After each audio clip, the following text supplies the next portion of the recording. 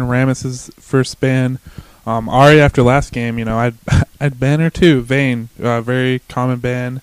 Cassiopeia, another very strong ban. And I've actually been talking with some people that play Cassiopeia, and a lot of them that play them pretty solid, mainly on the Google HDL team, James Aguilar. They believe that Cassiopeia doesn't really have a counter to her, like for in lane. Like Talon is someone that maybe comes up, Morgana, but a lot of them are, like Morgana's already usually banned in most games. I mean, even Kassadin, basically anybody that really has to come into melee range without Kassadin, I think pre-6 he's in trouble. After 6 he's fine because he can teleport back out. But it's a pretty hard matchup. Anybody that's come into melee range is just done when it comes to Cassiopeia. Because their DPS, you can't match her DPS early game. You have to have some silencer way to stop her poison. And her Twin Fang spam. Yeah, I don't know. I like Cassie. I think she's really good. I think she's really powerful.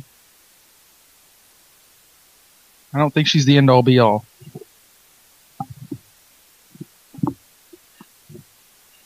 But what do I know? Well, the reason she's not end-all be-all is simply because she doesn't scale in the late game very well. So early game, she's a handful to deal with. Mid game, she's really powerful and she's going to hit her stride. And then if you get into a later game, she's not as effective as, say, a Ryze or some other better late game AP character.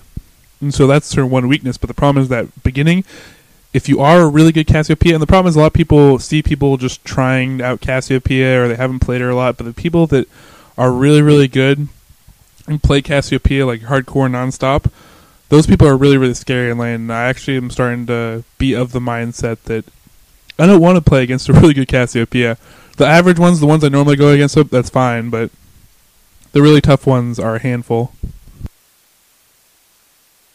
So we're going to see first pick is going to be Skarner for team Get In There. They'll probably be played by Saint Stig. Saint Stig is their main jungler. Very, very good jungler.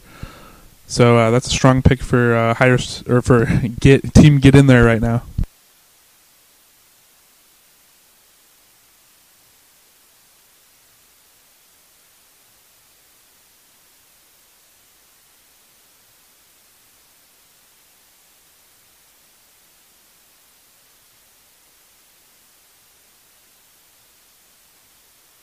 Now, I think drinking beer might be a tryout for Team Get. I'm just looking at his history here.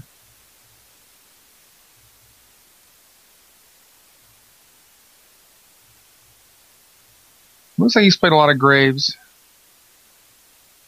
I'm not sure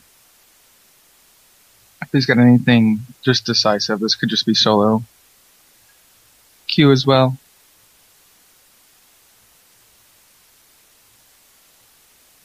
So the next pick is Morgana Sona. Morgana, usually see her banned. She can sneak through this time. She can be really good because she's just such a good farm machine and pretty hard to kill in lane, especially with the right skills and summer spells and whatnot. And then Sona, just really strong support. I was playing her yesterday, and she's pretty easy mode. Really, really, really great poke, and her ult is obviously always effective, so solid support pick. And Morgana is one of those characters, like, usually I like to counter pick my AP picks, but when it comes to Morgana, it's like there's not really a counter to Morgana, or a good one. The good news is that she's probably not going to kill you in lane, just simply because all you have to do is dodge Riven. Shackle. If you dodge Riven. Shackle, you're fine. Riven's a hard counter to Morgana. I guess Fizz would be too.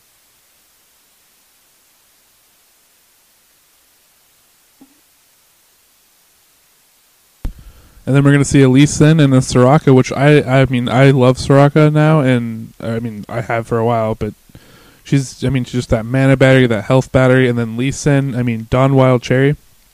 Matthew is a very, very strong player of Lee Sin, so that is a good pickup for their team so far.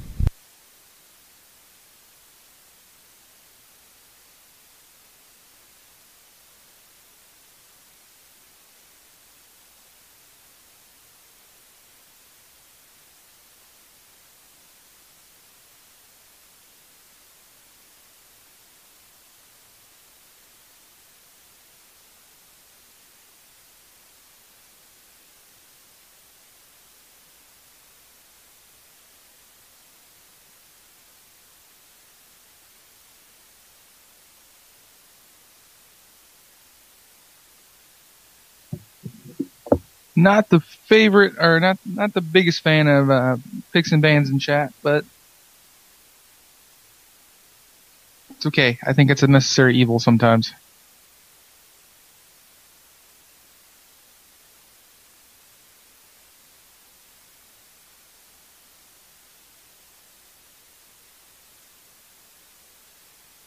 Well, the thing is, at least for me, is if you're going to do tournament draft mode, then you should use tournament draft mode. If not, you should just do blind picks so the picks are quicker.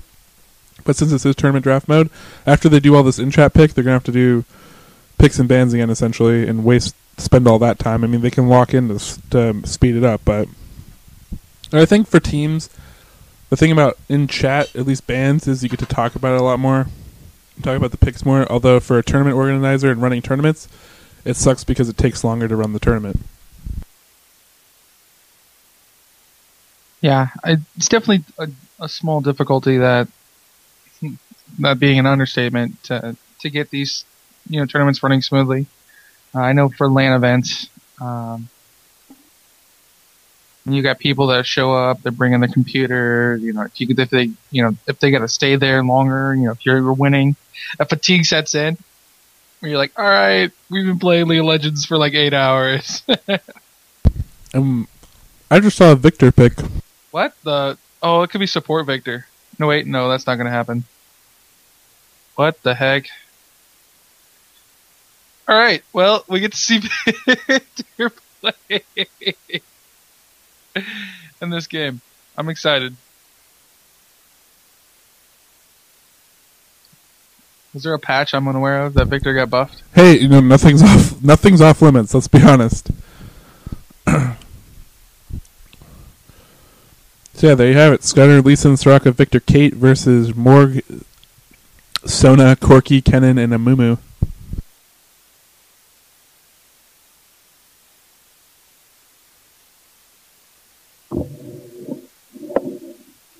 Well, this should be exciting. Should get to see it. I mean, the other team, obviously, team, she told me she was 18, or she was level 18. They definitely going for the AoE team. Lots of AoE damage, where Team GiT going for a more, I would say orthodox, but Victor is unorthodox, but yeah, for a more standard team. They're definitely, Team GiT is definitely going for a more standard team. First, we didn't get to see some Jax play. I'm sad.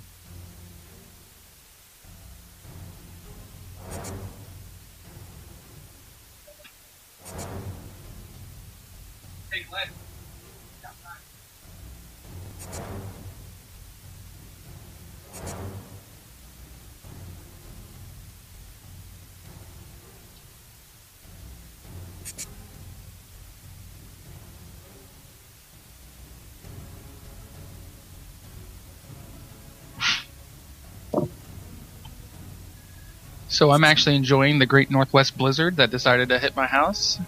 Oh, nice. It should be making its way to you here in about an hour.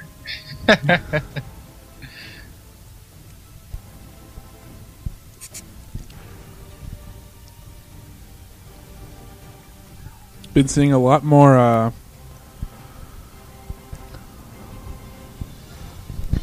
different changes of summer spells lately, and I just kind of like that in general. I feel like there was a long period for this game where it was always the same summer spells, and now it's still kind of in that way. There's still like you see some standard stuff, but you see a lot more mixed up stuff. And there's a lot of reports now from a lot of other teams and stuff like that at the high level and higher ranks that they're seeing a lot more like supports going, ignites, and other crazy stuff. So I'm all for it. Mixing up the metagame. By the way, my name's Highwind. Feel free to, and this is my voice, so if you have any questions, feel free to ask it in chat. I'll be following along in chat. Same thing with our buddy Pato. That's the other guy you'll hear on this stream. He'll be doing most of the talking.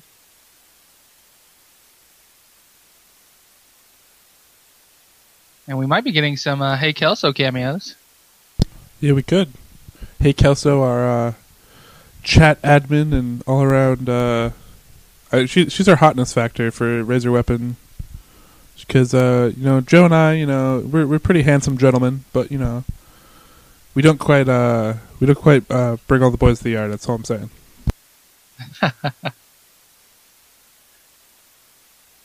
Yeah, what's with the blank screen, Callan? What's up? What's with the blank screen? It's not blank screen on my end. Tell them to refresh their live stream. If you're talking about the streaming thing, actually what that is for me at least is in this competitive environment, if they are streaming they can see summer spells, which gives them an advantage, so I'm actually just hiding the summer spells by having the screen up. Oh, okay. So that's actually why this is happening, if you are asking. When the game starts, trust me, it will not be it will not be the streaming HNR versus GiT screen.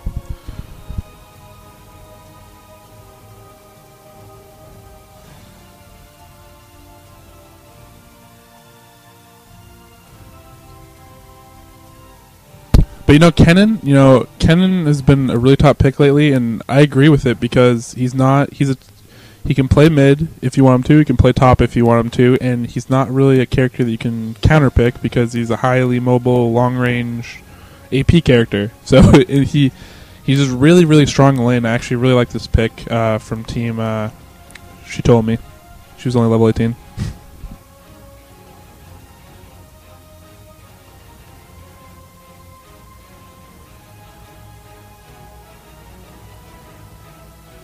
By the way, I am Pato from Raise Your Weapon, and with me is a ghost. His name is Highwind. Oh, I thought you were introducing Kelsey.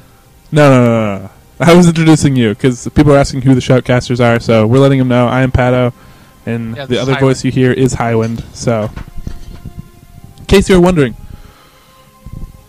we are the standard Raise Your Weapon casters, although we do bring in guest casters from teams and stream sometimes. And when we start streaming multiple games for Go4LoL, because there's a lot of games going on and we do have multiple teams that we follow, we might have some stream and guest casters come in, maybe give us some background about their teams that are playing in the current game and whatnot, and getting in there. So I'm actually really excited to see Perpetration play Victor. I am really, really stoked. Because I actually haven't played a lot of Victor. He's a cool looking character, and I like his style, but he just doesn't seem quite strong enough. So I'm interested to see this, see what Perpetration sees that he really likes about Victor, and maybe it's a response to Morgana.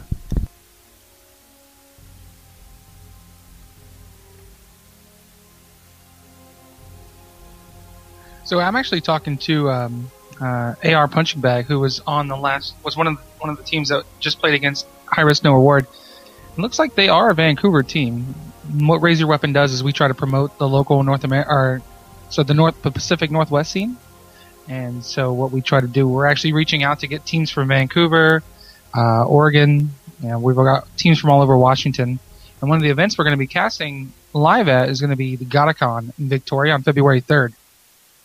So if you do get a chance, go check it out. You can Google GiTicon. It's a gaming convention that Victoria has been holding annually. I think they're on their 4th year. They've grown to about 1,200 or so, and they do. I think it's a general type of gaming convention, but there'll be PC gaming, there'll be console gaming.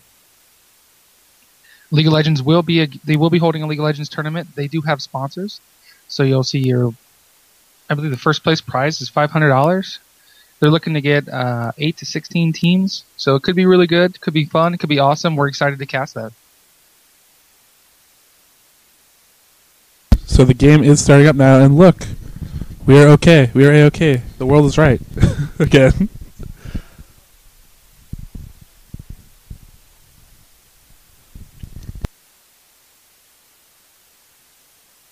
So here are the teams.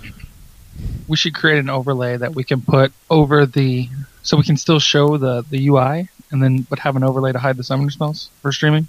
Yes, that is a really good idea. That is a very, very good idea, and I will be on that and the team name one very shortly. I'll do that sometime this weekend. We'll get that done because that's a really good idea. Thank you, Highwind.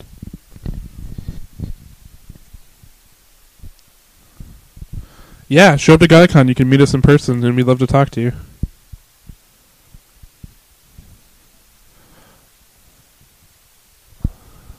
Alright, so now we are in game.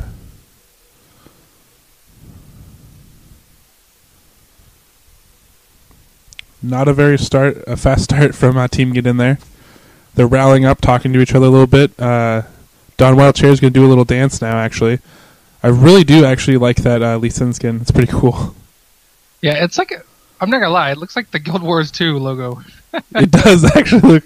It's Guild Wars 2 Lee Sin. Spoiler alert, he's in Guild Wars 2. If I could play Lee Sin in Guild Wars 2, I'm playing Guild Wars 2. I'm calling it right now. And so for sure, I think I'm going to refer to she told me she was level 18 to she told me. I think that's short enough, because if I have to say she told me she was level 18, it's going in now every time. I don't know.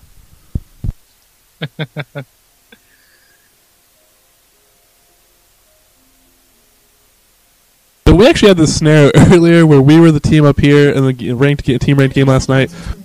Dawn sneaking across, poking around. But we actually had, where we were right here, and we saw one person in the team here, and so we moved in. Like, one person moved in this bush, and lo and behold, there were like 4 people in here, but they didn't attack us. They just like ran away. It was the weirdest. Like, I've never seen something like that.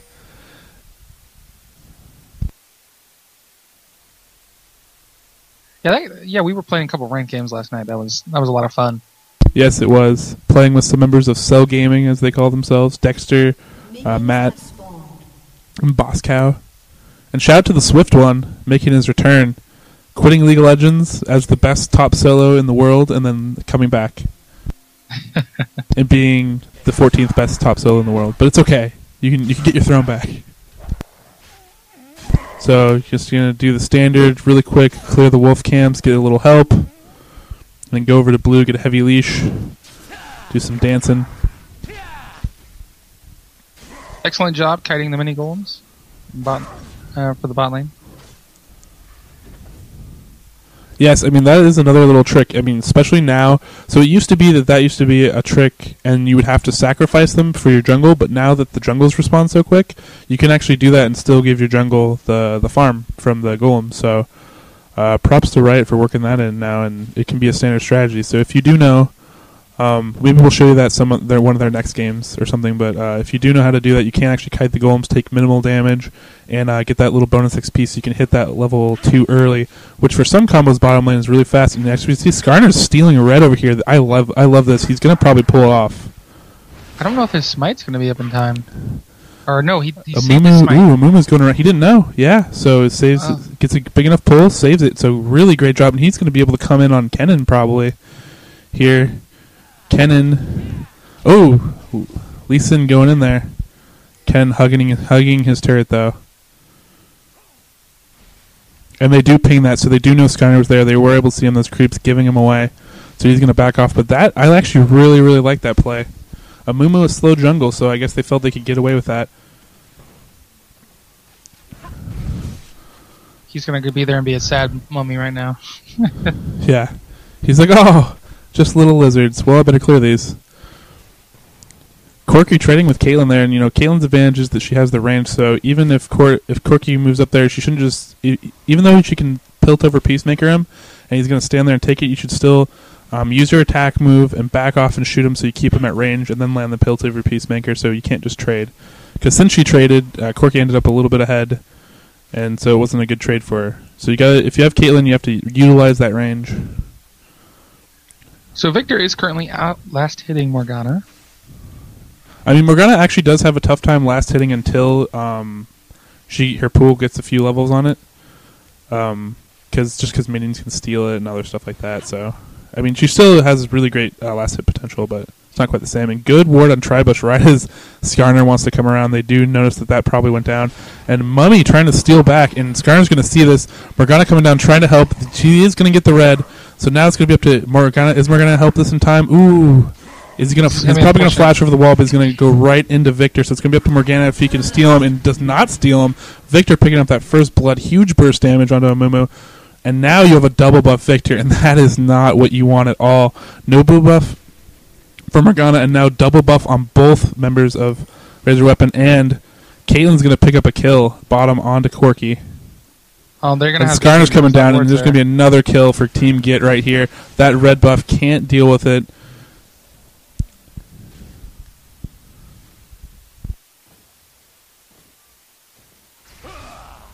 how's Don doing up top? 23-14, so he is out CSing Kennen, keeping him away. He is very tanky. Yeah, he hasn't had to use a pot yet. You know, Kennen's harass is, you know, I think in this case he's playing back, and so therefore he's using his shurikens and stuff like that to more just to get last hits rather than try to harass, and so that's why Don's able to get away without having to use his health pots up top. So right now, she told me she was level 18. Ooh, I'm gonna drop that down to she told me as well. Yeah. Now they're behind a couple kills. Their jungle is actually going to be fairly behind. He lost his red. He gave up his blue buff. They're probably going to want to just kind of play conservatively until about level 6 when Morgana, or until Momo hits level 6 and Morgana. Yes. They can kind of use her ult in the shackle to maybe get a gank on mid. Yes. And same thing with top lane between Kennen's ult and Amumu. You know, they have some potential to get some pretty good stun action going down. You know, the main thing to watch for Kennens and like the good Kennens is that Shuriken Blaze. You saw it just charged up and he used it to try to kill a minion, but that Lightning Surge, the passive where you get the extra bonus damage and stuff like that. And there was another kill from Caitlyn. I'm sorry, I keep missing these. Wow. That's all right. I actually got a chance to watch that from in my observer, and really what had happened was Corki was playing too aggressive, and the support wasn't able to keep up, and Caitlyn was able to get more last hits. And what happened was Corki running away ran into a trap. Oh, yeah, that's really unfortunate. You gotta spot those traps and keep that mental note of where they are. But I mean, Corki does have a cleanse, but I mean, it's unfortunate if you waste a cleanse because you ran into a trap that you knew was there. But like I was saying, the main thing about Kennen players, if you want to be a good Kennen player, you got to pay attention to that passive and when those shurikens are, because that actually is They're gonna have a gank in mid. A good stun. Momo's gonna miss the find. Yeah, and Morgana's gonna go down. Now Victor running away with his ignite, but he's gonna come back here now. Dropped his trap, got the stun onto Moo. Moo's really low life now, and Victor just dominating this lane. So Perpetration showing us how to play Victor. But another thing is, you know, if you give any solo mid against you double buff when they weren't supposed to have it, and you know, that's always a trouble, especially in competitive play. It's very, very big no-no to give it up. And now Corky's going to go in on to Caitlyn. Was a little bit too happy there. She cleanses, but that's not going to help her. She's going to get picked up right now. So coming back into the fight, good job by She Told Me to come back and get that kill. And you know, that kind of happens a lot.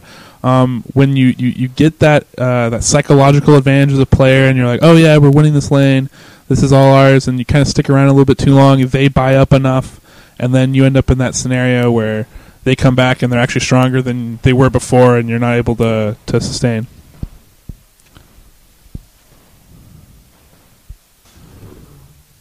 Looks like Skarner's going to take his blue.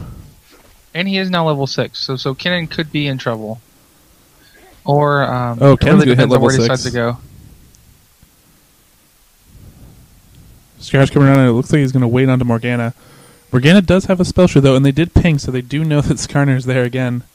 They did see him cross with that ward. Yeah. Yep. And they're actually pinging. He's pinging to come over and get blue from Morgana. Make sure he turns those tears off. Oh, that was close. Looks like Corky low again, Sona low again. I mean, the truth is, when you get behind an AD in a lane, depending on how bad it is, but when they do get those first few kills on you and you do get behind, you have to be careful in lane. You can't. It's not the same as when you both start off at with a clean slate. And Skarner stealing red again. It's in the bushes, so Amuma can't see it. So good play by Saint Stig, and now he's going to get help from Lee Sin, and Amuma's really going to have to run here. I didn't think about supporting, but he's not going to be able to do it. I mean, just wreaking havoc, and now he's coming back behind Ken, and Ken does not know he's here. We might see a grab. We're going to see a grab under the turret. No, we're not. We're going to see denying of creeps here. We're going to push it on this turret. Bomb me while pressing really, really hard. Ken's going to be in trouble here. Yeah, he's in a lot of trouble. Now the minions are in. He's going to try to lightning rush while he gets grabbed. That is, you can't. He had to wait. He did not wait to lightning surge. He would have had to either flash there to get out of that, or he would have had to save his lightning surge for after he got out of the grab, because just lightning surge was not going to let him escape. This top turret will go down. Yes, it will. And that's going to open up their jungle even more for Team GiT to play havoc in there.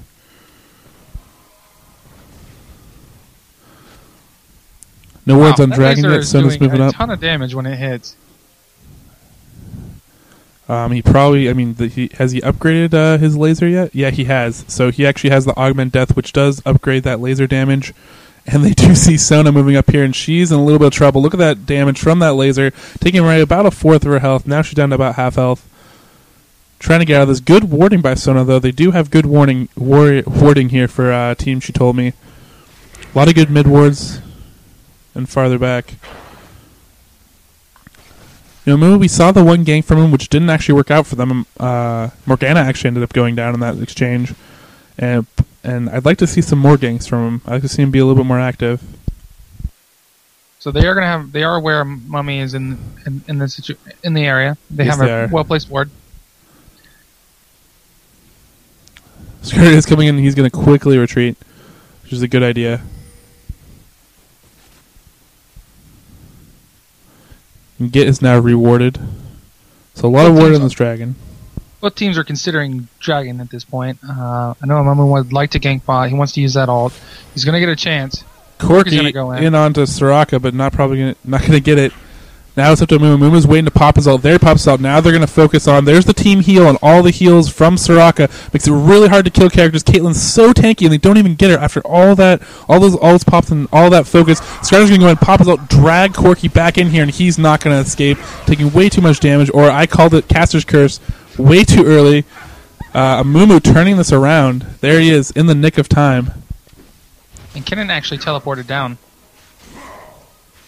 So a lot of support here, actually. I was pretty sure Corki wasn't going to make it out of that. And he, lo and behold, did.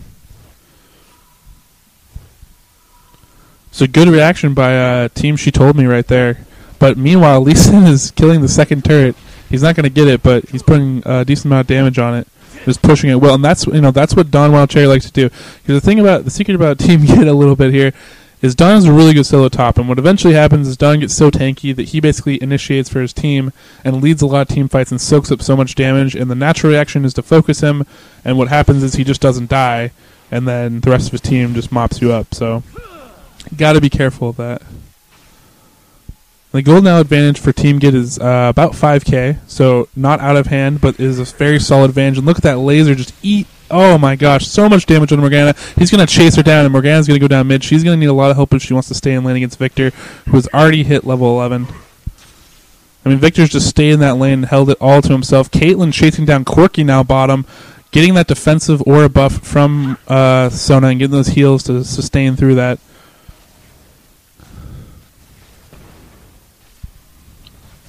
I'm really excited to watch this Victor play because... And there's the kill from Caitlyn, picking up another kill on the Corki. Really, she's just feasting. She's waiting for the perfect moment to strike on. And, he shouldn't. He needed to heal up a lot more, and he needs to play a lot safer if he wants to hang down here with her. She's pretty farmed and fed right now, even though they were able to get a kill on her earlier. The double Doran's Blade Vampire Scepter is really, really hard to deal with. It's so much sustain. It's such an efficient and cheap item. And look at that range of that laser from Victor. That's one of the strongest points. That laser, you can actually start it outside of his normal range and make it go farther. So you can start from the tip of the bubble and then make it go past that, and it's just so much range. One of the longest pokes in the game. And with that early Death Scepter and this early advantage, it's just, I think that's what you need as Victor, and just with that, it's just... and he steals blue! And he steals blue with that laser. He's really showing off where Victor's strengths are. So great job by Team GiT right there, putting down a pink ward. You should pink ward Dragon if you can defend it. And She Told Me So's case, it'd be hard if they put down a pink ward. It would be really hard to defend it if, say, GiT brought in their pink ward right there. They would just kill their pink ward. So green ward's good for them, but Team GiT definitely a smart play to put down that pink ward. He's rounding around blue. Sona and Mumu are in a little bit of trouble. Caitlyn sandwiched in between two of them. She's trying to back out and back away from this. They're going to come behind and try to pick up these kills. She's going to run in the brush, try to juke them. I don't know if she's going to be able to do it. There's the Mumu ult. She is definitely going down, but now the rest of the team gets coming down from behind, and this is not going to be good. Skarner going in there to get vision, very smart. Look at that laser just tearing away. Half health for Sona and a Mumu. There's all from Victor. It's going to try to chase down Corki. Corki's going to zoom away. Sona goes down. There's the poke from the laser, and they're just going to run past this turret. Saint Stig using that Skarner movement speed buff to try to chase them down. Does he have a flash left, maybe? No, he does not. So it might be time for them to decide to just basically push down this turret, maybe. I don't know if they're going to be. I think they're probably going to do Dragon. That would be the smart play at this point. Everybody's low health. Or maybe they want to feast on Morgana. Nope, they're going to start Dragon and feast on Morgana at the same time. I like both of these. Now, lands his Q, so she's not going to be able to get away. Hops back there, uses his slow. There's the stun from the trap from Victor, and pick up the kill. And meanwhile, they are doing Dragon. They only need Skarner and Soraka because the rest of the team had to back and heal after that team fight. So they lose a kill to Caitlyn, but then they're going to pick up a Dragon and a kill in the process mid. So all very, very good plays for Team GiT right there. I mean, that's where you make the difference between a good team and a great team, is recognizing those situations like, okay, we gave up a kill. Now, what's the position of the team? Did they have to back? Do we have an opening here to go steal a buff? So on and so forth. A very, very common one for new players and new teams is that after a big, huge team fight, the other team wins, and you know that they're going to blue pill because they were low after the team fight. As soon as you all spawn, you run instantly to Baron. And as they're blue pilling back to their base, they're at base and you're doing Baron, and then you can take a Baron. Doesn't always work out the timing that way, but it is a very common scenario that you need to look out for if you're up and coming and looking for some good strategies and scenarios like that to take advantage of the other team. Caitlyn now looks like she's going to get feasted on here by a Mumu. He's looking to try to bandage toss over there. Probably going to go to a minion and ult under the turret, but they see Soraka move up. That is a lot of sustain and really, really hard to kill if he was going to go in, so he's going to back off now. And Victor, that poke. That poke is dirty. It's literally like a screen distance of poke. And right now, Dawn has pretty much stayed up in top lane this entire time. He's farmed up crazy, and he has 2-level advantage on Kennen, so Kennen really can't go in on him and try to kill him without support. So he's able to just push that lane as well, hot shot GG style, basically saying, hey, you need to bring up your whole team if you want to try to deal with me. I'm so tanky and strong, and once they do that, then you can push and go on to other buffs. And Victor just needs to sneeze on mid turret, like you're saying. I'm sure you're going to say. Mumu coming from behind here. Kills Morgana mid, and Amumu's like, alright, I'm just going to try to live. And there's the kill. Lee Sin coming in now. He's going to ult to try to save himself. Doesn't matter. This is the point where they've just, they farmed up. They have that level and gold advantage. It's over 11k at this point. And once you have about 7k, you can really start to feel the level. Going to come in under a turret. Yeah, coming in behind. And that turret has no health. They could even just kill if they wanted. There's the snipe on the Corki, getting him to run away from his protection. And now he's going to go down after that Valkyrie. And so now Kennen teleported down. This is actually going to be bad for him, and he's going to basically just give up Sona. Sona's going to have to run now. Skarner's going to do that slow, going to pull him. Victor coming down onto Kennen now. Misses that trap. Sona's definitely dead. And Kennen's the only one who can defend this turret right now, and he's not going to be able to do it if they 5-push this. But like I was saying, 7k, you can really start to notice the difference. When it gets into this kind of cold disadvantage, then, all bets are off. A lot of the strategies you're going to use, especially with the AoE team, when you are an AoE team, you have to play very safe early game, not give up kills, and stay even, and then you have a chance in these team fights. At this point, they're not really going to deal a lot of damage, because you can see Team GiT is starting to go into defensive magic resist items and stuff like that. And it's going to be really, really hard when they throw down all their AoE ults to really kill Team GiT. And Skarner's going to pop out of the bush. A Pokemon has appeared. Oh gosh! And he even laughs. Is he pushing the laugh button, or does he naturally laugh when Victor shoots a laser? Oh, okay, he was hitting the laugh button. So very, very good multitasking. He throws down that ult, picks up Sona, almost picks up Morgana, and they're just pushing on this last turret. Oh no! Almost tries to poke. Oh. But as you can see, the AoE advantage that you would use for a team fight is kind of gone now, just because that early advantage has been taken. And so the AoE just isn't there. And just blowing up a Mumu. He tried his best right there, trying to make something happen. Meanwhile, Kate is solo pushing bot. Smart move, and they're pushing top. They're just so far ahead right now that they know that they can just split push these lanes pretty easily and be relatively safe, especially when they're picking up kills. Yeah, I wouldn't be surprised to see a surrender vote. And actually, it just came down. And there's the GG. Yeah, and there's a GG. So, good try by She Told Me. I mean, they had a good comp that they wanted to run with, but I mean, Team GiT, just better team movement. Really great play by Saint Stig, stealing stuff out of the jungle right there. Solid play. I mean, really high level. And so now what we're going to get to see, hopefully, what should be happening next is Team GiT versus Team VVV. And I'm excited to see that because I think Team GiT in there actually has what it takes to take out Team VVV.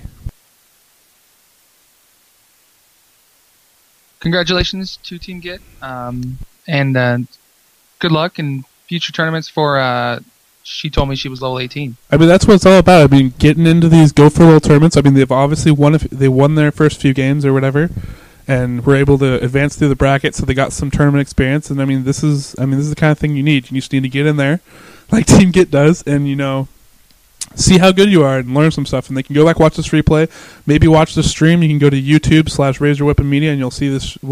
They can see this game again on our stream with the casting, and you can learn from it and become you can become better players and a better team from it.